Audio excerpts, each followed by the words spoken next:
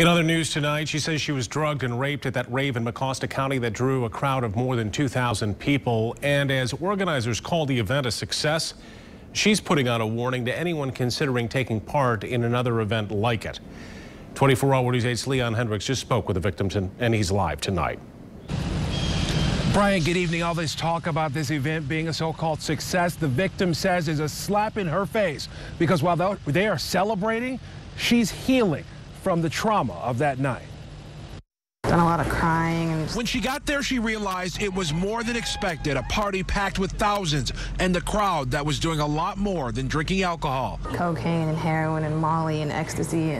But she never could have expected what she says happened after becoming separated from the group she came with. The next minute, I'm in the back of this car being told to take my clothes off. We've blurred the victim's face to protect her identity. We can tell you she's 19 years old. She says she tried to get away from her attacker. I remember yelling, tell him to get off of me, let me out of the vehicle. Police are investigating, but as that happens, she's seen the many people celebrating the party's so-called success, despite what happened to her and the other half dozen or so people who were hurt.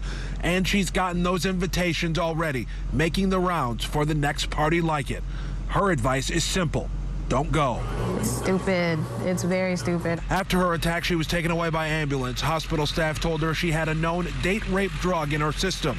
I took a lot of shots off of a lot of people's drinks. She's the first to admit. I overdid it. I shouldn't have gotten that drunk. But now she's made it a personal mission to try and warn others about the dangers posed at parties like this. If I can find out the address when more do happen, I'll be the one that's calling and reporting them.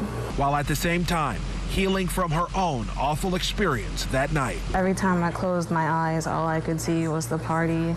I don't want this to, like, ruin me.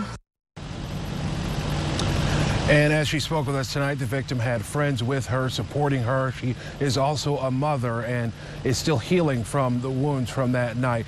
Police tell us they have no suspects in custody in this attack. Anyone with information is asked to call the Mecosta County Sheriff's Department.